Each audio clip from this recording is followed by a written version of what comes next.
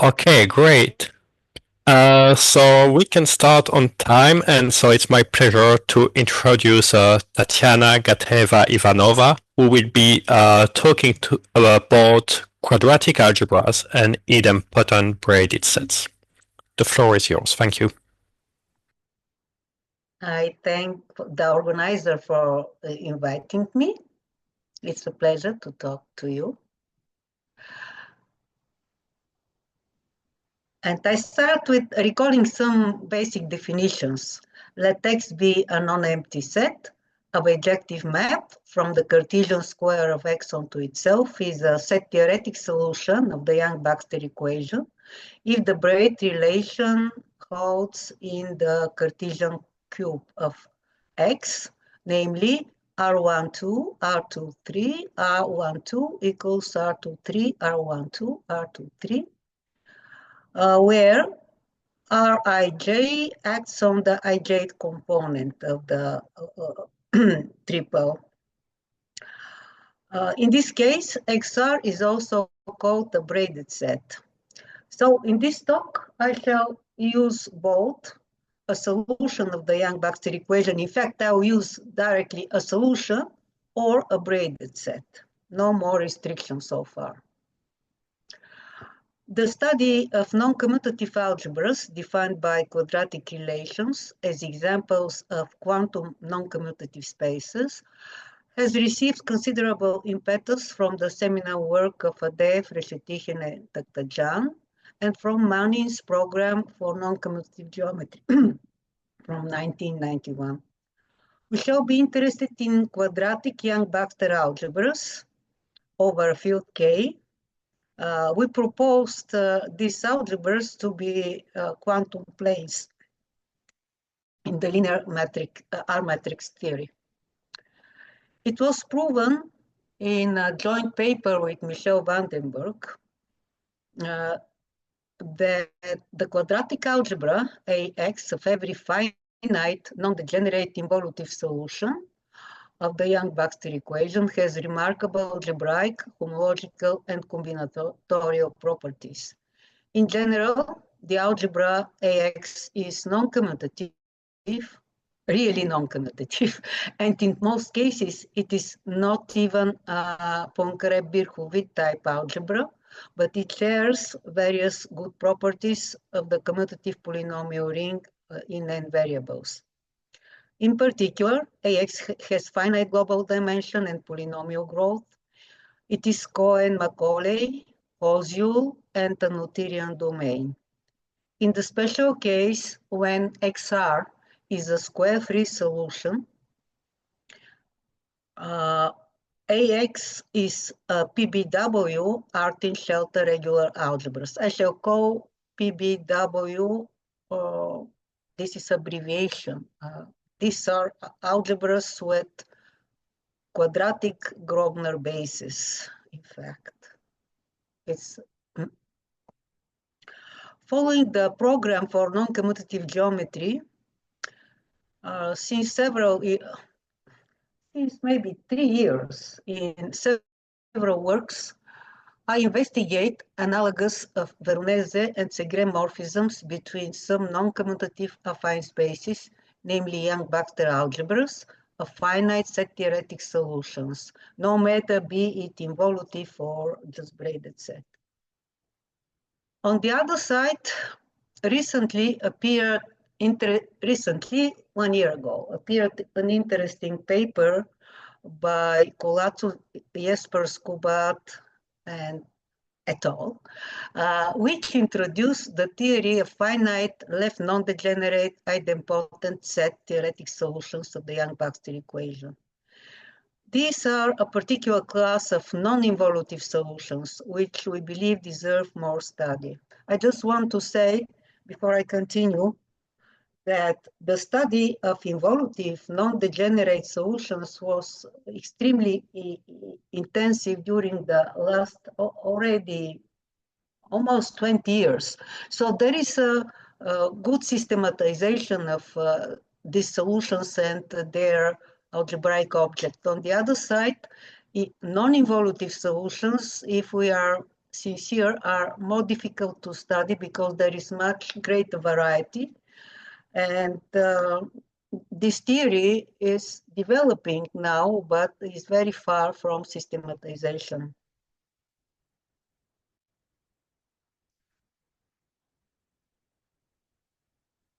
The notion of a quadratic set, I introduced it a long time ago as a set-theoretic analog of a quadratic algebra. Here we generalize it by not assuming that the map is bijective. So definition, let X be a non-empty set, could be infinite also, and let R be a map from the Cartesian square of X onto itself, into itself. In this case, we refer to XR as a quadratic set. The image of the pair XY under R is written this way, and the formula defines a left action and the right action. This is informal action as Lxy equals y to the x and Ryx equals x to the y on the right. We say that the quadratic set is left non-degenerate if the map Lx is bijective for every x. In fact, the permutation of x.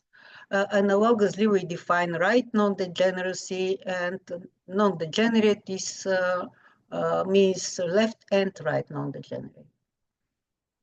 XR is idempotent if the R square is R, and as we said, XR is a set-theoretic solution of the Yang-Baxter equation if the braid relation holds. To each finite quadratic set, we associate canonically algebraic objects generated by X and with quadratic relations naturally determined as xy equals y prime x prime is a relation if and only if Rxy is y prime x prime, but the two pairs are different.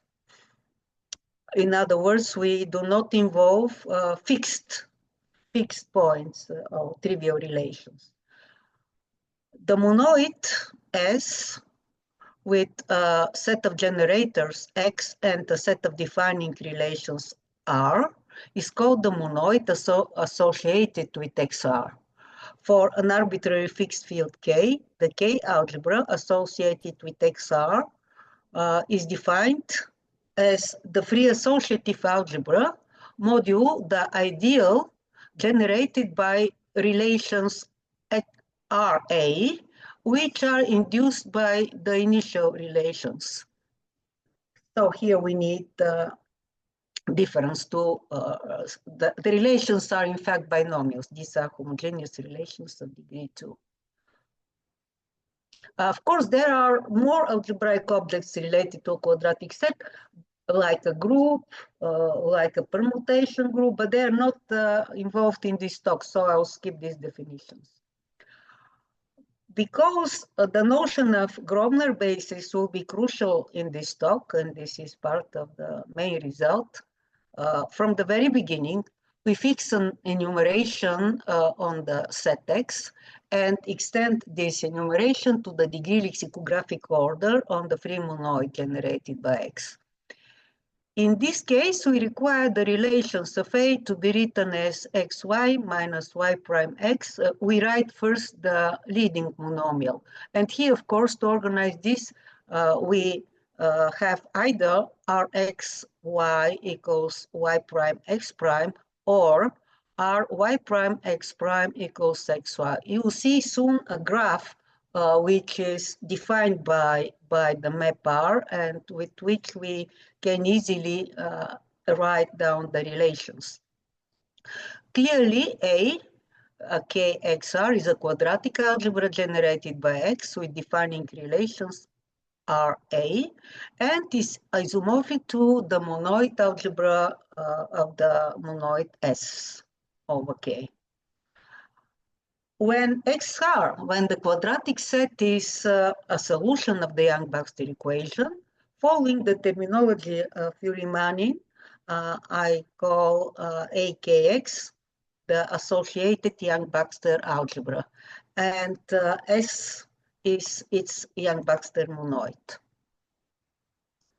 Now, from now on, we shall mainly consider left non-degenerate idempotent solutions. I remind, from the very beginning, we said we consider a braided set in which we assume that R is a left non-degenerate idempotent map. A nice example of such solutions, let us say easy to study, is the so-called permutation idempotent solutions. How are they defined?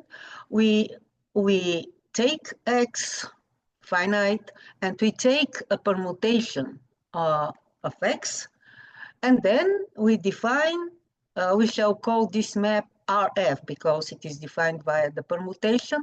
RF XY by definition is f of y, y. So the second component is always fixed.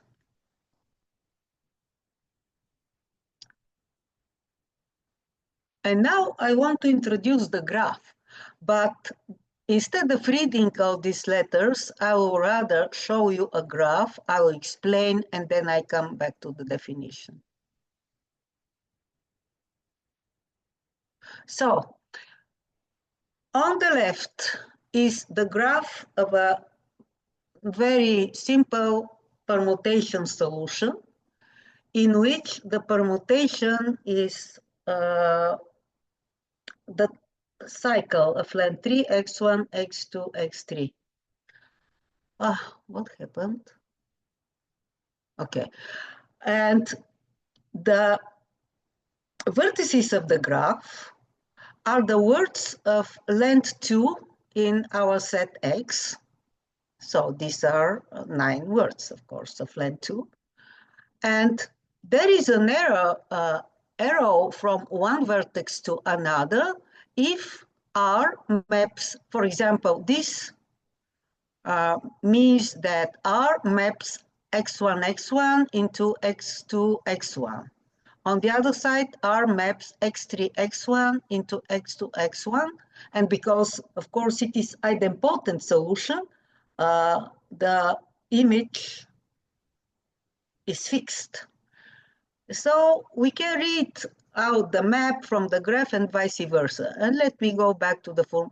Here we have the graph of a solution which is left non-degenerate idempotent on a set of cardinality 3 elements, but it is not permutation solution. So here, okay, let's say, take this example. This example corresponds to the graph on the right-hand side. So we have defined R. One can see that R square is R, and I explained that the left action of x1 corresponds to the transposition x2, x3, etc. This can be easily read from the formula. So the solution is left non-degenerate. Of course, one needs to verify that this is a solution. But it is not a right non-degenerate. Nevertheless, the monoid associated to this solution is constellative from both sides. This follows from different results. And now, what are these graphs good for? We introduced formally the typical relations of a solution as they appear in the literature, and everybody uses these relations, but these relations that follow from the definition are in a way not good. Let me illustrate why they are not good. Of course, they define the object correctly, but see what happens. They are not reduced. I can simplify. For example, I can reduce this element using the second polynomial. With such kind of changes, reduction, I would say, we can reach a set of new relations which generate the same ideal. They are the same number of relations, but they are really good in what sense? First of all, they are reduced. We cannot reduce, they are organized every a polynomial starts with its highest monomial. And I would say the amazing thing is that these relations already form a Grobner basis. And this is not an exceptional case. This is this will be our main result. And this was a big surprise even for me. Instead of the relations that come, for example, we would have a relation x1, x1 minus x2, x1, following the classical definition, x3, x1 minus x2, x1, and so far, just following the arrows. But the clever thing, because we have this important fact that every two words which belong to the same orbit of R are equal in the monoid. By the way, we abuse a little bit for the formality. Every connected component of the graph corresponds to an orbit of R. So all these words in this connected component are equal. And instead of, we choose there is always one minimal element, and we take the relation every other member vertex of the graph minus the minimal element. So in this case here, for example, we have, for this example, x2, x2 minus x1, x1, x3, x3 minus x1, x1. And here, again, not following the arrow, but choosing the minimal x1, x3, we'll have x2, x1, minus x1, x3, and x3, x2, minus x1, x3, etc. Of course, for proving several lemmas, we reach the main theorem. Suppose XR is a left non-degenerate idempotent solution of the Yang-Baxter equation on the set X enumerated from X1 to Xn. This enumeration is fixed. And let A be its Yang-Baxter algebra. Then A is a PBW algebra with PBW generators X1, X2, Xn, and a standard finite presentation Xi, Xj minus X1, Xk, Ij, where R consists of exactly n by n minus 1 linearly independent relations, as written above. Every monomial Xi, Xj with I in the interval 2n and j in the interval 1n occurs exactly once in R. Notice that here we do not allow I to take value 1 because this will appear here. For every k, again, between 1 and n, there are exactly n minus 1 distinct polynomials, Fij, with k equals Kij. And this is part of the definition of PBW algebra. R is the reduced Grobner basis of the ideal it generates with respect to the degree lexicographic ordering on X. There are two more parts of the main theorem. The set of words of the shape x1 to the power d minus 1 xp, d varies, takes all values, integer values greater or equal 1, and p is between 1 and 10, is the normal k basis of A. I presume you have idea of Bergman's diamond lemma. So A considered as a vector space is isomorphic to Kn. The dimension of each A is of course graded, and the dimension of each graded component AD, it is graded by length, is always n. So it is a constant, it is an usual thing for all d greater or equal n, and it implies the Hilbert series as written in the formula. There are many consequences of this theorem.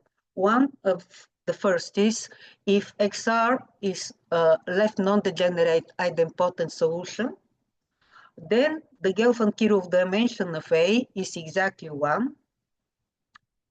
This is almost obvious, but the next is needs a proof.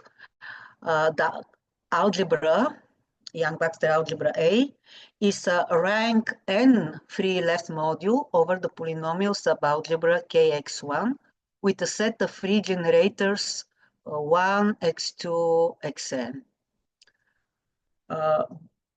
By some comments, it follows from the theorem that the dimension of AD is n for every d, which straightforwardly implies 1.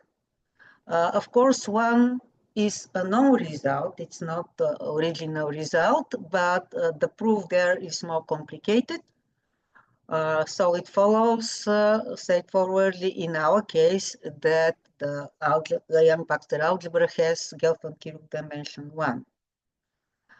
Part 2 is a stronger and more precise version of a known result, again from the same paper, where they prove that this is just a finitely generated module, but there is no chance to prove with their method that this is a free module. There will be more consequences in some minutes because I want to switch to quadratic PBW algebra and their dual graphs. So this is a general observation which we'll use also as an application for our Yang-Baxter algebra. I remind that a graded algebra A has finite global dimension D if each graded A module has a free resolution of length at most D, and D is a minimal such integer. We'll show in a minute that, let me don't analyze the theorem, but go proceed with our tools and then we'll formulate the theorem. So whenever we have a standard finitely presented algebra, there is a graph of normal words invented by Witjow-Snorowski long time ago, which graph was used to find the growth of the algebra. Here, because we work with PBW algebras, we use direct definition. We don't go to the general definition, a direct definition of what we call graph of normal words and a dual graph which will measure the global dimension. So let us get started. When we have a PBW algebra with fixed PBW generators, that means that the relations form a reduced Grobner basis of the ideal they generate. By W, we denote the set of all leading monomial of the relations. In the sense of Anik, David-Anik, these are called abstractions. The set of normal words modulo the ideal coincides with the set of normal words modulo this set of abstractions.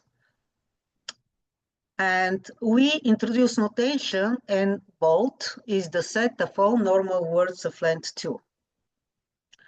The set of all words in the alphabet X of length 2 splits as a disjoint union. The abstractions plus the united with the normal words of length 2. Each of them is the complement of the other. And each of them is used to define a special graph. But before I go to the graph, I remind that each PBW algebra has a canonically associated monomial algebra, AW, which is also PBW. Both algebras A and AW have the same set of abstractions, and therefore they have the same normal K basis N, the same Hilbert series, and the same growth. And these are now, I would say, famous papers of Anik when he introduced the non-commutative resolution of the field considered as a module of an algebra where are involved the relations of the algebra. So his results show that the global dimension of A and the global dimension of its associated monomial algebra are the same. And what we see that the set of abstractions determines uniquely the Hilbert series, the growth, and the global dimension for the whole family of PBW algebras A sharing the same abstraction set, no matter that they can be absolutely different with absolutely different algebraic properties.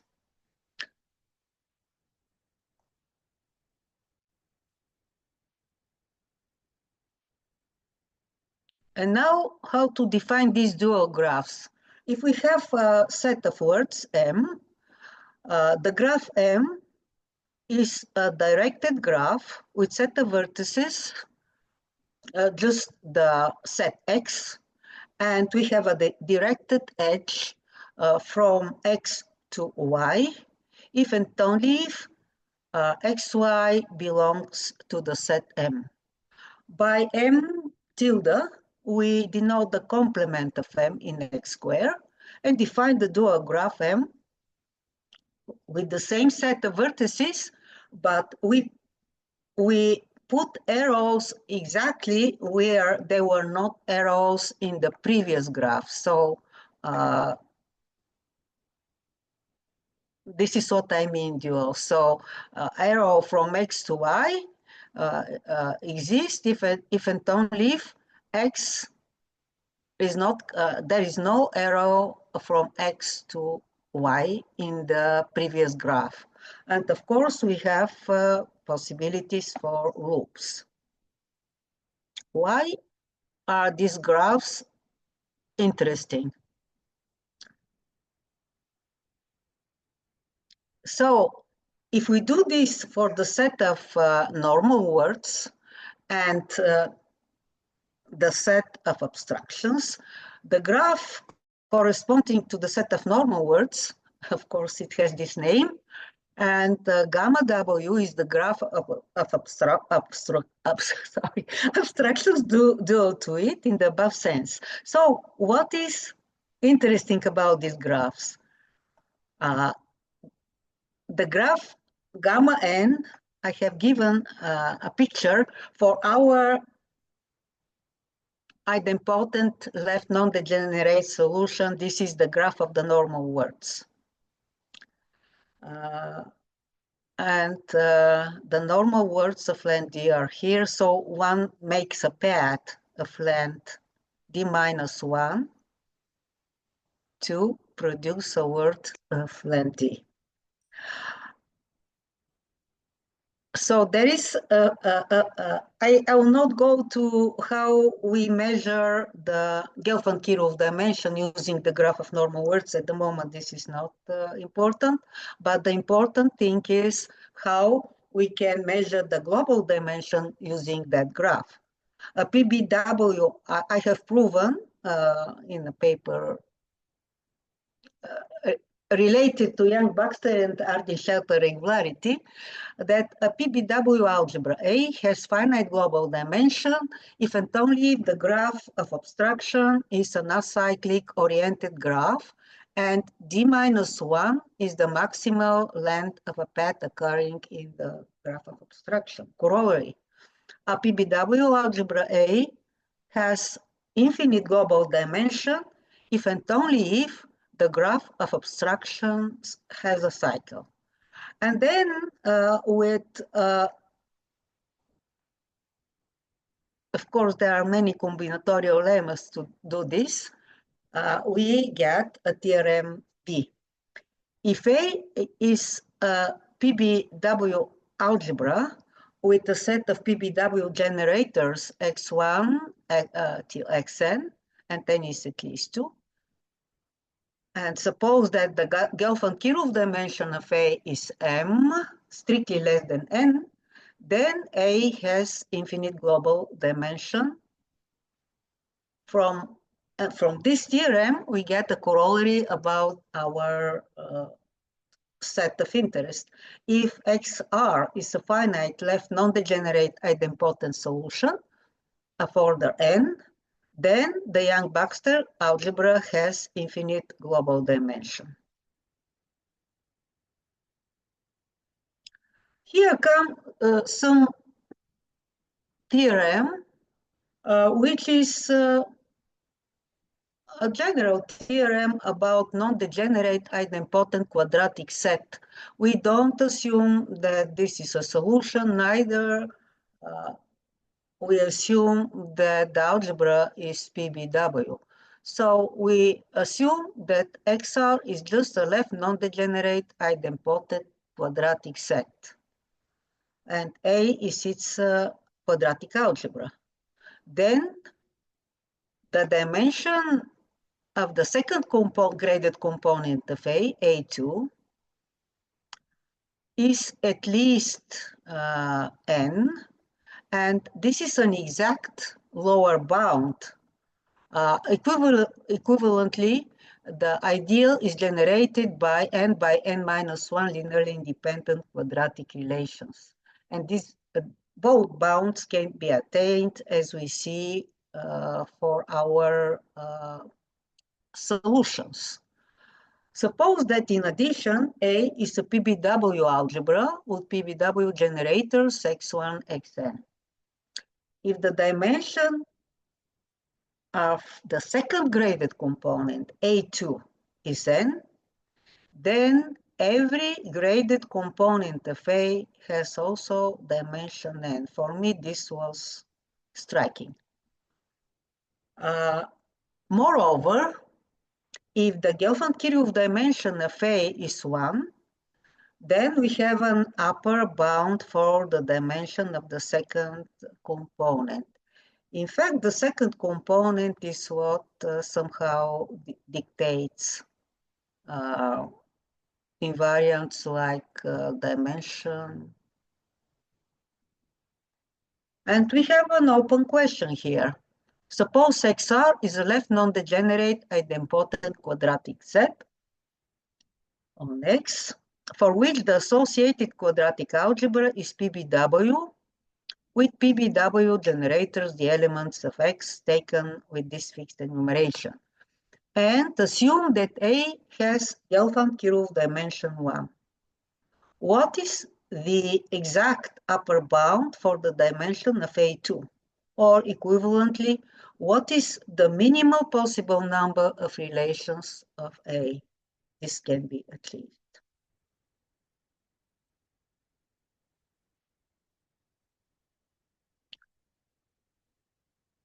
This is a result which we know from before, but it is interesting to know that if we take two permutation idempotent solutions, no matter what the permutations are, their Yang-Baxter algebras are always isomorphic. They share the same standard finite presentation and the same k-basis given explicitly in A.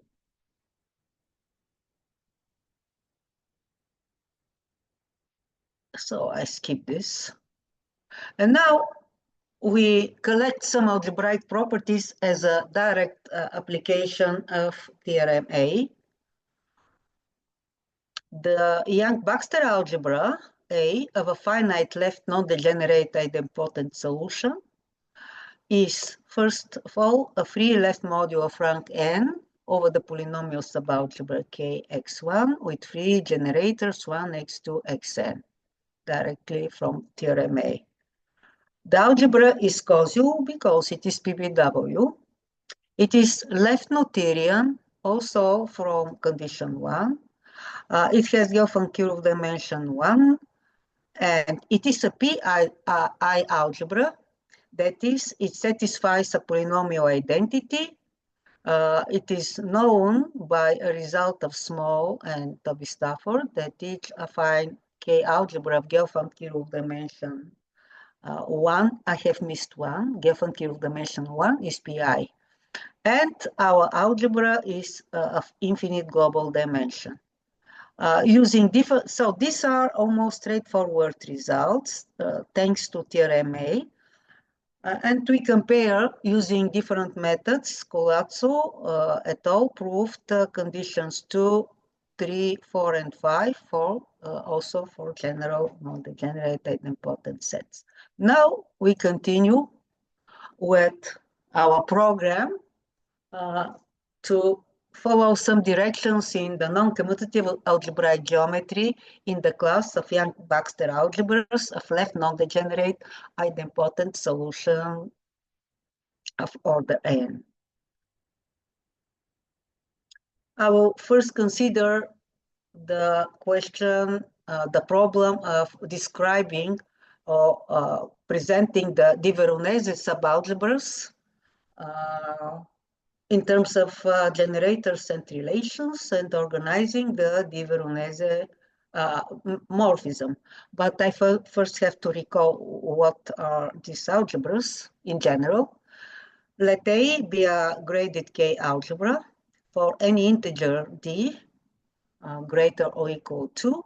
The d-Veronese subalgebra is the graded algebra AD, which is a direct sum of the graded components A, M, D. D is fixed, M grows. So I think the best references for these topics is the book Quadratic Algebras by Pasitsevsky, Polishuk. By definition, AD is a subalgebra of A, but the embedding is not a graded algebra morphism. So it is known that if A is one generated quadratic Koszul algebra, then its Veronese subalgebras are also one generated quadratic and Koszul. So I will not explain so much. Better I go direct to the results.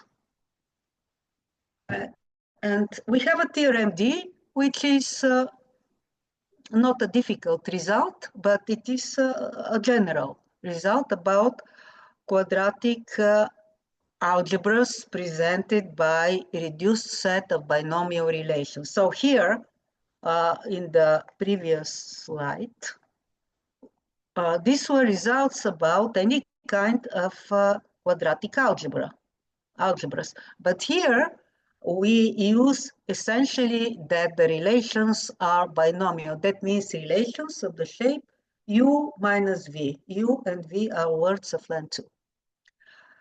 So suppose A is such an algebra, and suppose ND, the graded component of normal words of length D, the set of normal words of length D has order P. We enumerate its elements in lexicographic order. Then, the d-Veronese subalgebra AD of A is a quadratic algebra with a set of one generators ND and a finite presentation AD as a quotient of the free associative algebra in P generators modulo the relations are D, which are described below. They have the shape VI, Vj minus Vi prime, Vj prime, where Vi and Vj are, of course, in ND, but their product is not normal. not a normal word, and simply we replace this not normal word with its normal form. Vi prime, Vj prime is the normal form of Vi, Vj. The set Rd is linearly independent. Here, this needs a proof. In K and D, in the span of the words and D, and forms the basis of the graded component J2 of the two-sided ideal J.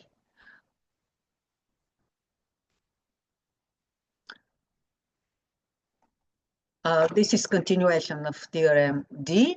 If the set of relations forms a Grobner basis of the ideal it generates with respect to the degree lexicographic ordering on X, so A, of course, is PBW, then the d-Veronese is also a PBW algebra with PBW generators V1, Vp.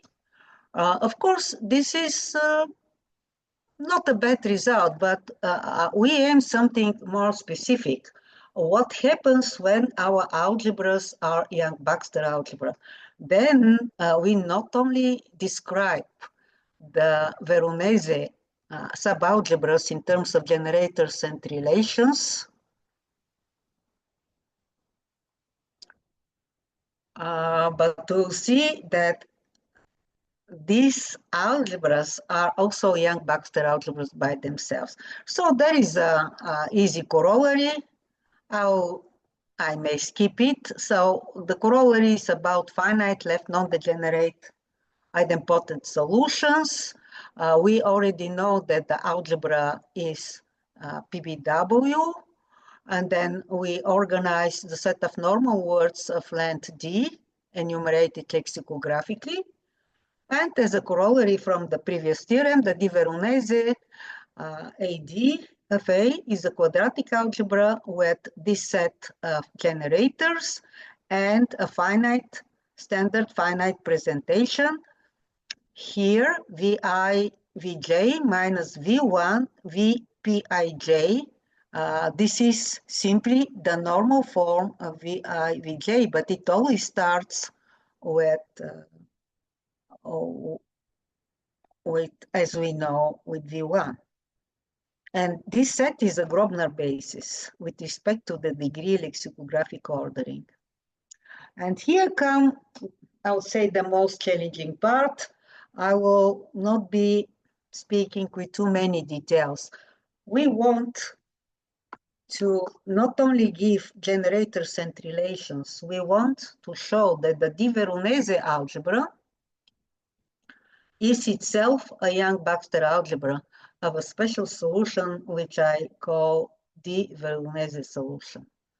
So very briefly, in an old paper with Shahn Majid, we have shown that given a braided set, it always generates, induces left and right actions given by the formula. One can first extend these actions as left and right actions on the whole monoid. And these actions satisfy specific properties which allow to define a solution on the whole braided monoid, on the whole monoid. So we define an action, a map RS via these special actions. This is possible thanks to this M3 condition. And we prove that this is also a solution of the Yang-Baxter equation and restricts to R in degree 1. RS inherits certain properties from the original map R. For example, it is bijective if and only if R is, and say left non-degenerate if and only if R is, etc. The construction of the action is by induction on the degree meaning length of words. Hence, they respect the grading. And this makes RS immediately, this makes it possible to restrict RS to a new solution SD, RD, for every D greater or equal N. But having X finite, this SD, the graded component SD, is also a finite solution. It follows by restriction that RD is left non-degenerate if and only if R is. And then we consider this restricted solution, which are closely related with the d-Veronese algebra, as we will see later. We follow ideas from my paper of 2023. Sorry. Where I studied the d-Veronese problems for involutive solutions.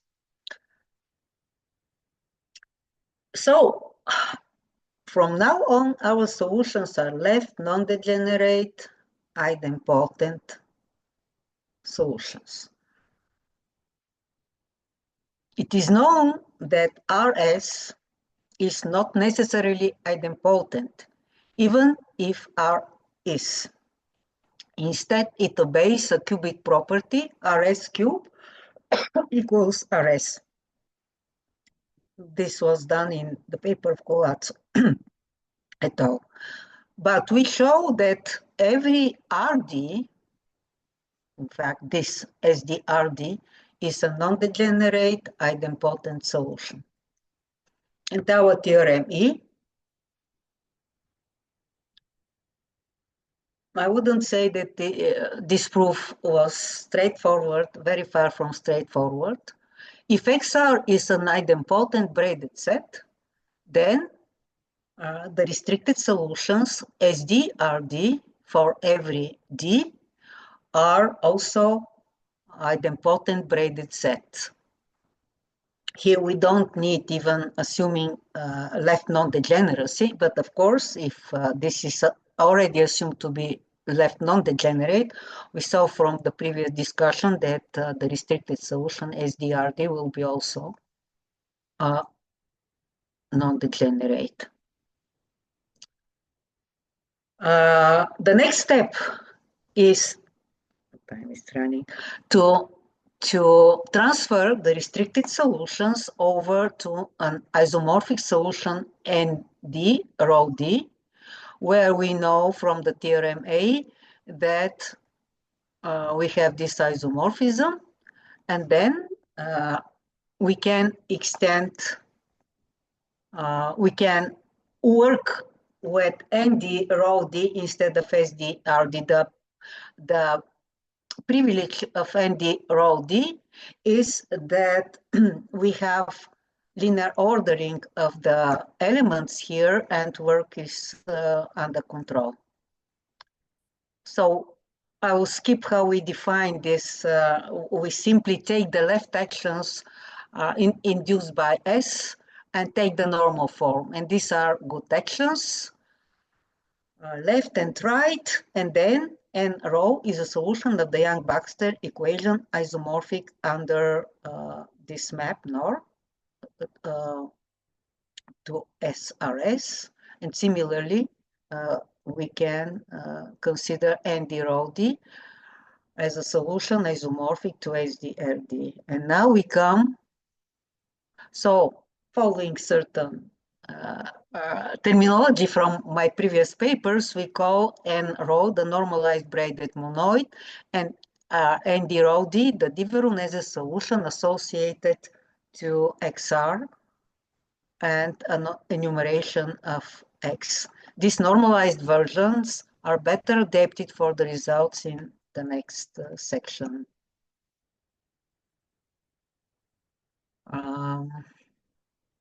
I will skip this to come to the result, and then I'll come to the prolongation. Let XR be a finite left non-degenerate idempotent solution on X enumerated set of n elements. Then the d-Veronese subalgebra, AKXRD, is isomorphic to the Yang-Baxter algebra corresponding to the d-Veronese solution XRD as a PBW algebra. I want to go back to this definition because it gives interesting open questions. Given a left non-degenerate idempotent braided set, we define its Veronese prolongation as the sequence of left non-degenerate idempotent braided set, XD, XRD. XRD is just another notation for ND rho D under the bijective map VI goes to XI. So here, this is a way to construct new solution related closely to the original solution. Because we work with finite sets, at some moment this will stop.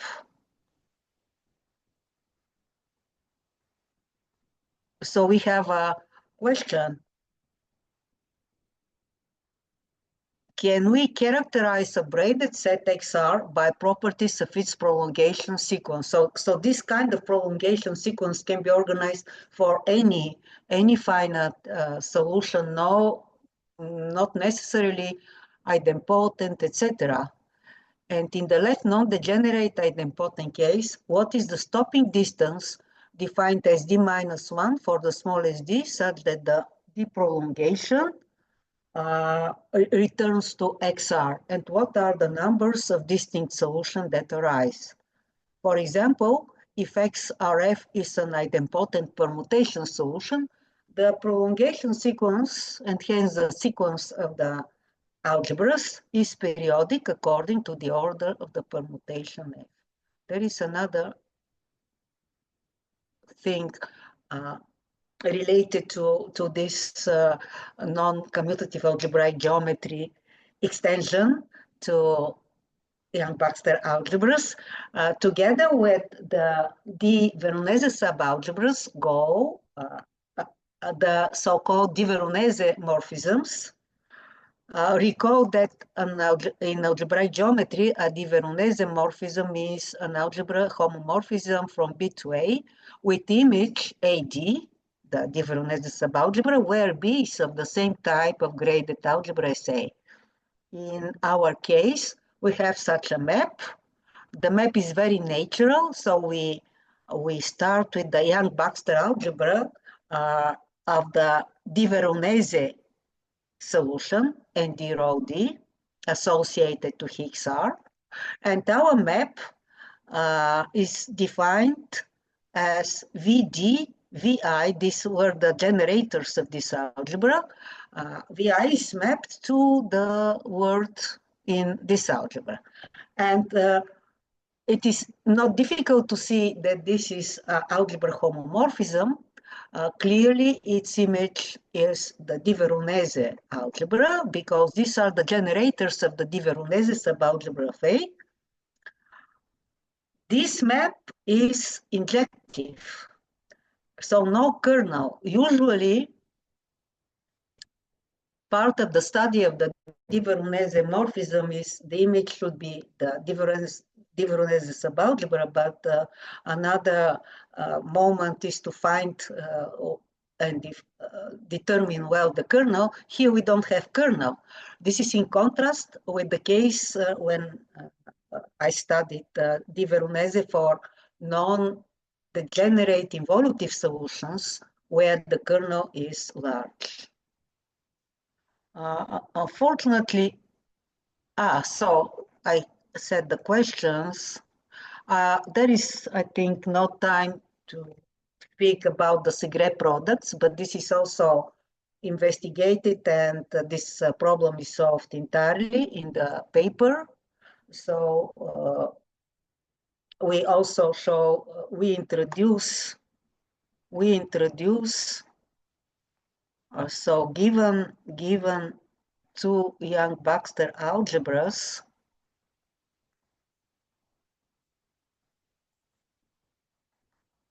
so if we have a left non-degenerate idempotent braided set, X and Y, XR and YS, the Segre product of the two Yang-Baxter algebra can be identified as a quadratic algebra with the Yang-Baxter algebra of new solution. I call it, we call it Cartesian product, but here it is Cartesian product only on the sets, and the map is defined accordingly, involving some flips so that things go well. If I can just show how. So this is how we organize this R asterisk S.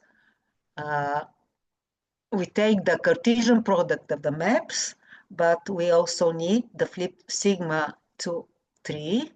That means the second and the third components are flipped. So we first move the third component to the second place.